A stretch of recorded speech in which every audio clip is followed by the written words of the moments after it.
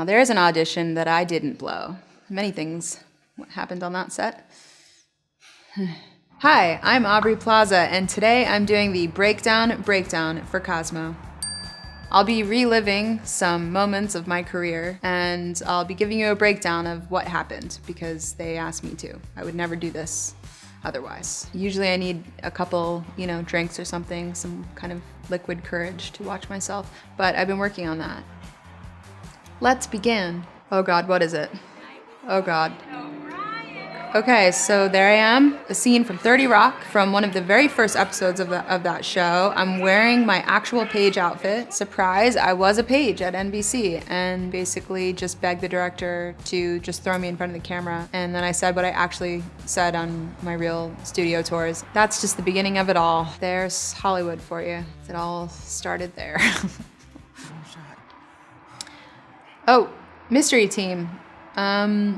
There's Donald Glover, formerly known as Donald, and we're kissing. Forgot about that. You may know him now as Childish Gambino, but Donald and I, we go way back. This was my first starring role in a movie, and Donald wrote it for me or something. We went to college together, stayed in a motel across from an Applebee's, and they told me that all my meals would be at Applebee's. So that's kind of the thing that I remember the most about that shoot, is every day Ellie Kemper and I would walk across the parking lot and go to Applebee's and go like, we're in movies. I think that was my first screen kiss. Yeah, I can say that my first screen kiss ever was with Donald Glover. Check me out. So, what can I get you? Ooh, Scott Pilgrim versus the World. Julie Powers, that was my character. There's Michael Cera. There's my glasses. And this movie was the most fun ever. We shot it in Toronto.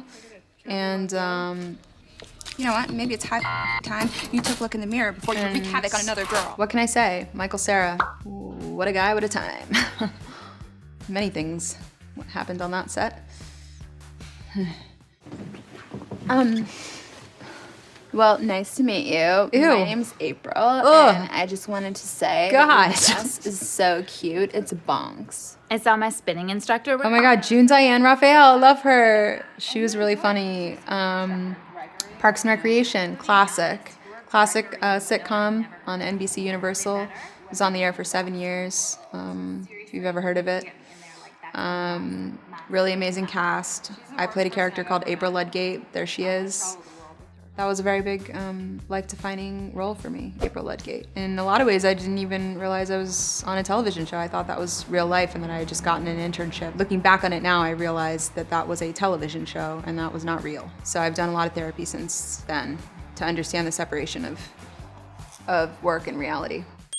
The audition for Parks and Rec, I basically auditioned to play myself. I really couldn't go wrong there, and if I did, that would be really bad. There's a lot of roles that I really wanted that I didn't get, but everything happens for a reason. And I don't know, the one that sticks out to me for some reason is, I think it was Deadpool 2. I had just come off a plane, and I think I was shooting Legion at the time, and I was really not in a good zone, because auditioning is, you have to be in an auditioning zone, and I was in a work zone. That one hurt. Me and Ryan Reynolds, what could go wrong? We'd be so great together, but blew it. You're a professor? Oh, Dirty Grandpa. Looking for some extra credit? Now there is an audition that I didn't blow. Doing a story on the Middle East. That one worked out very well for me, because in those days, I just flashed the camera.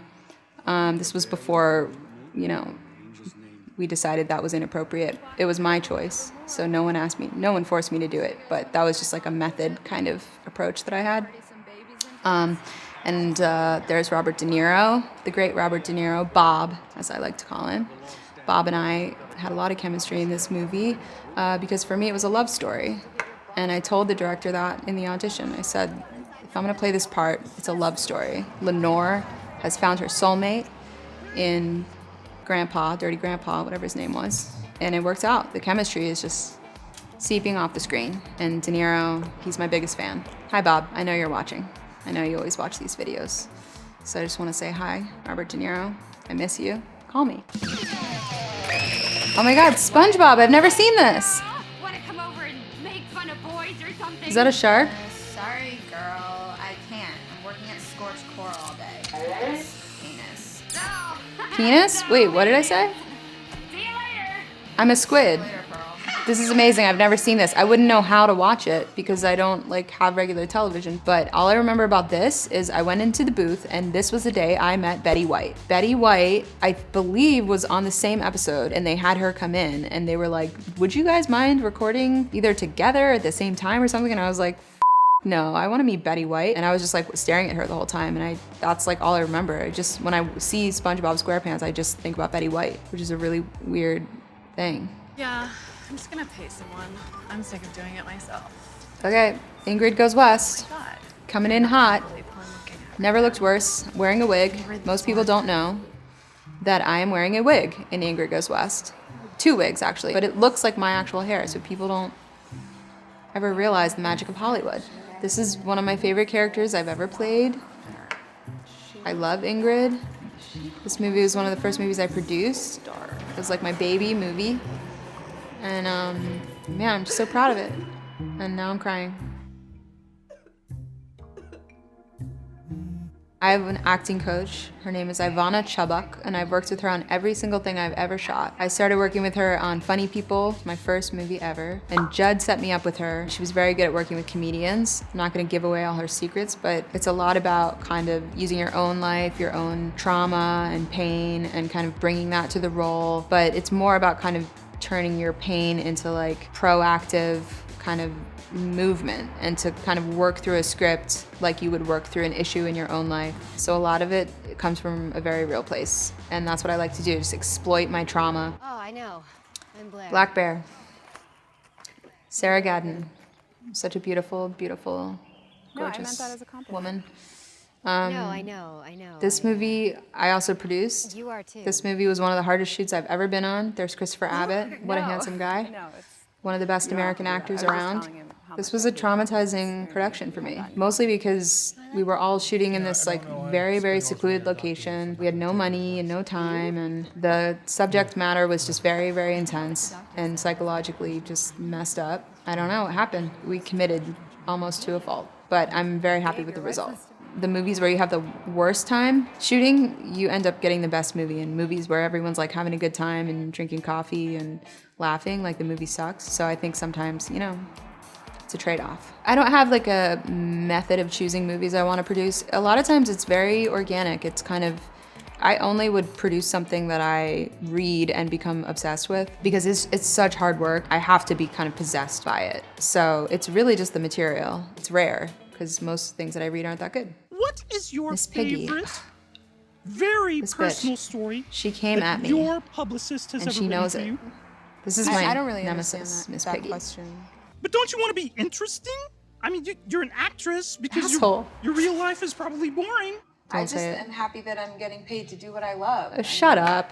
It's so. What a terrible answer. Your dream was to be an actress, and you're doing There's it, a guy and so that's you're very leaning happy. under the table talking for her, by the way. Look happy. My face is. If you guys don't know that, there is a looks angry. guy and his hand is like up the puppet thing No, and look, he's- look at my face. it's a guy. See it. It's a really like magical experience to work with those Jim Henson Muppets. Puppets? Muppets. I felt very like, okay, I must be doing something right.